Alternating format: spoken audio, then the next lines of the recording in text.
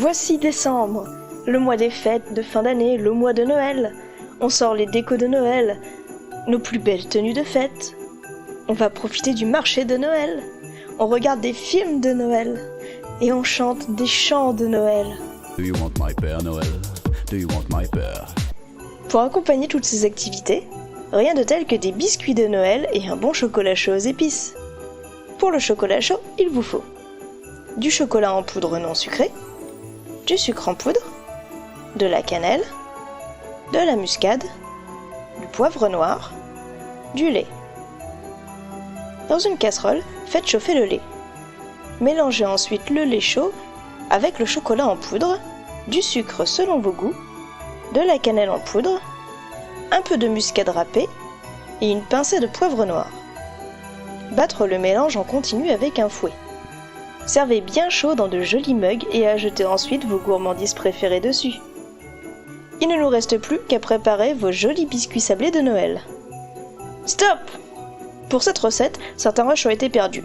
Et pour des raisons de ratio de beurre ingurgité par personne, nos équipes n'ont pas souhaité retourner la recette. Certaines images seront donc remplacées par des scénettes de Noël trop mignonnes. Pour les sablés, il vous faut 2 œufs, 100 g de beurre, de la cannelle en poudre, 200 g de farine, 80 g de sucre, 80 g d'amandes en poudre.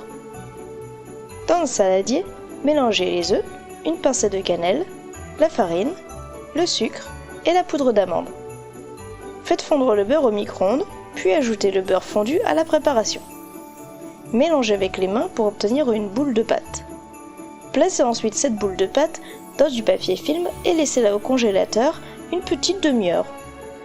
Une fois la pâte sortie du congélateur, il ne nous reste plus qu'à faire de jolies formes de biscuits. Munissez-vous de vos emporte-pièces préférés et farinez allègrement votre plan de travail. Étalez la pâte sur le plan de travail, elle ne devrait faire qu'un demi-centimètre d'épaisseur. Découpez ensuite vos biscuits avec vos emporte-pièces et placez-les sur la plaque de votre four.